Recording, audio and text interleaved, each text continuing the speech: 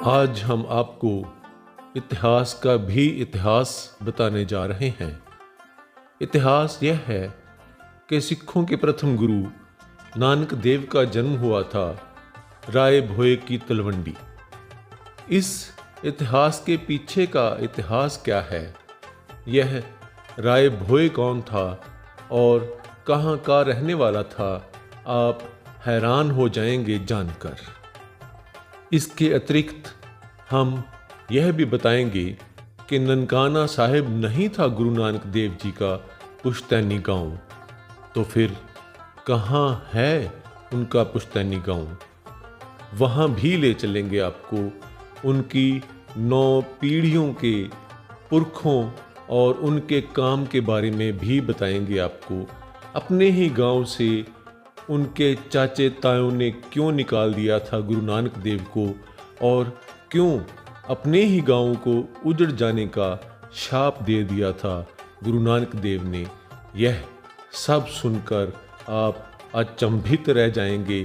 तो चलिए साथ साथ बातें करते हैं और साथ साथ दर्शन करते हैं। पाकिस्तान में ननकाना साहिब से 125 किलोमीटर दूर एक गांव है पट्ठेविंडपुर, जो भारत के पंजाब के ज़िला तरन तारण का छोटा सा गांव है।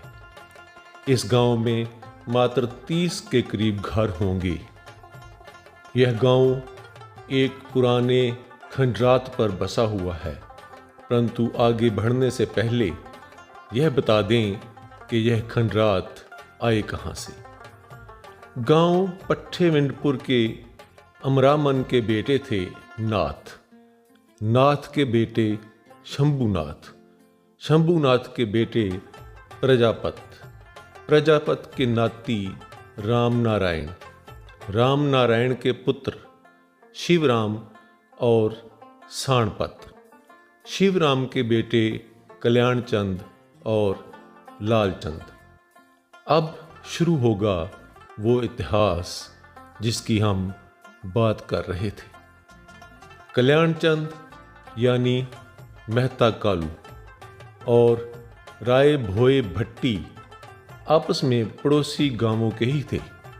कल्याणचंद पट्ठेविंडपुर के और राय भोए भट्टी जामा राय के। जहयामा राय गांव और पट्ठेविंडपुर गांव आपस में केवल 2-3 किलोमीटर की दूरी पर ही स्थित हैं और तरन तारण से करीब 20 किलोमीटर दूर। उन दिनों किसी राजा ने यह प्रचार कर दिया कि जो भी हिंदू अपना धर्म बदलकर मुसलमान बन जाएगा, उसको वो इतनी ज़मीन देगा कि वो घोड़े पर बैठकर ज़मीन पर अतिक्रमण कर सकता है। तो राय भोए भट्टी ने उस दरबार में जाकर स्वयं को पेश कर दिया मुसलमान होने के लिए। तो ऐलान के मुताबिक उसे घोड़े पर सवार होकर ज़मीन पर अधिकार करने की आज्ञा दे दी गई। उसने 1500 मुरब्बा ज़मीन पर अपना अधिकार कर लिया। उसने बार में राठों की ज़मीन पर अधिकार ले लिया। राय भोए ने अपनी ज़मीनों का लेखा जोखा रखने के लिए कल्याणचंद को भी वहाँ पर बुला लिया और पटवारी की नौकरी दे दी। जब राय भोए का अंतिम समय नज़दीक आ गया तो उसने अपने बेटे राय बुलार को अपनी जायदाद का वारिस बना दिया और उसे कहा कि बाबा कल्याणचंद को अपना बड़ा भाई समझना और इसे अपने साथ रखना। राय बुलार ने राय भोए से उसकी अंतिम इच्छा पूछी तो उसने कहा कि ऐसा काम करे कि उसका नाम रह जाए। तो इस पर राय बुलार ने कहा कि उनके नाम की तलवंडी आबाद कर देंगे। तलवंडी छोटे से गांव को बोलते हैं। पंजाबी में पंडोरी, माड़ी, तलवंडी, वाड़ा ऐसे शब्द छोटे छोटे गांवों के लिए प्रयोग किए जाते हैं। तो राय बुलार ने राय भोए की तलवंडी नाम का गांव बसा दिया और गरीबों को जागीर देकर उन्हें वहाँ पर बुला लिया। उधर कल्याण चंद के घर एक पुत्र ने जन्म लिया जिसका नाम नानक देव रखा गया। कल्याण चंद की एक बेटी थी नानकी, जो नानक देव से 5 वर्ष बड़ी थी।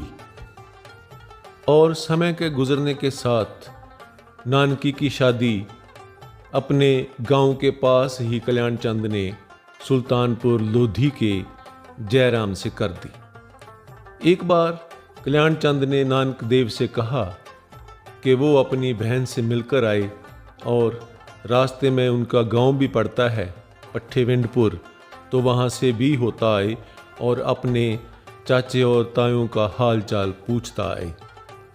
नानक देव अपने साथियों बाला और मर्दाना को साथ लेकर वहाँ से अपने गांव पट्ठेविंडपुर पहुँच गए। तो चाचे तायों ने जब यह देखा कि एक युवा अपने साथियों के साथ एक घर में बैठा है, तो उन्होंने उसे उनका नाम पता पूछा। तो नानक देव ने बताया कि वो अपने ही घर पर बैठे हैं और यहाँ सिर्फ एक ही रात रहेंगे और आगे चल देंगे। तो इस पर जो बेदी कुल के वो लोग थे, नानक देव जी के भाईचारे के लोग थे, उन्होंने आपस में बातचीत की कि ये तो कल्याण चंद का बेटा है नानक, और कहीं ये ना हो कि उनकी जो जायदाद है वो वहाँ से बंटाने आया हो और इससे उनकी खुद की जायदाद जो है वो कम हो जाएगी। तो एक सलाह मशवरा किया उन लोगों ने और नानक को जाने को कह दिया। परंतु नानक जी ने कहा कि वो केवल एक ही रात रुकेंगे, वो कोई जायदाद नहीं लेने आए। तो इस पर वो और भी झगड़ा करने लगे और नानक को और उनके साथियों को धक्के मारकर गांव से निकालने लगे। तो इस पर नानक ने कहा कि अगर मैं यहाँ नहीं रह सकता तो रहेंगे आप भी नहीं। तो ऐसे बेदियों को उन्होंने शाप दे दिया, गांव वालों को उन्होंने शाप दे दिया। कुछ ही वर्षों में बेदी आपसी अनबन के कारण वहाँ से उजड़कर कोई किसी और जगह पर बैठ गया, कोई किसी और जगह पर बैठ गया। कुछ वर्ष बाद गुरु हरगोबिंद साहिब जी, जो सिखों के छठे गुरु हैं, एक बार इधर से गुजरे तो इस जगह पर, जिसे रोड़ी साहिब कहते हैं, खड़े हो गए। और यह भी बंजर ज़मीन ही थी। तो इस जगह पर खड़े होके उन्होंने यहीं अपने जूते उतार दिए और यहीं से 300 कदम आगे चलकर उन खंडरों के पास गए और उन खंडरों को माथा टेक दिया। इस पर उनके साथ आए सिखों ने पूछा कि वह तो किसी खंडर को या किसी जगह को मानते नहीं हैं, तो फिर इस खंडर में ऐसा क्या दिखा कि उन्होंने यहाँ माथा टेका।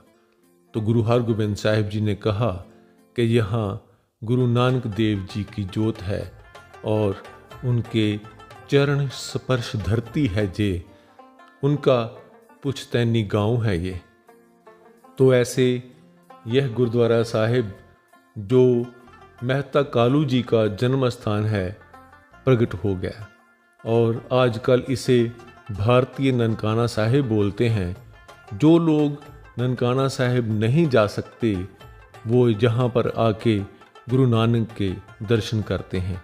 एक और भी बात हम बता दें कि गुरु नानक का जन्म कार्तिक की पूर्णिमा को हुआ था, तो उनके पिता कल्याण चंद का जन्म कार्तिक की संक्रांति वाले दिन। यहाँ एक प्राचीन कुआं भी है जिसके बारे में लोग बताते हैं कि इसका जल ग्रहण करने से कैंसर जैसी बीमारियां भी ठीक हो जाती हैं। इस स्थान की सेवा 1921 में बाबा भान सिंह ने शुरू की थी। इसके बाद बाबा गुरमुख सिंह, बाबा झंडा सिंह, बाबा खड़क सिंह, बाबा जीवन सिंह, बाबा दीवान सिंह, बाबा खजान सिंह और आजकल बाबा लखा सिंह कोटे वाले सेवा करवा रहे हैं। तो आज का यह एपिसोड आपको कैसा लगा? आप अपने विचार कमेंट बॉक्स में ज़रूर लिखें।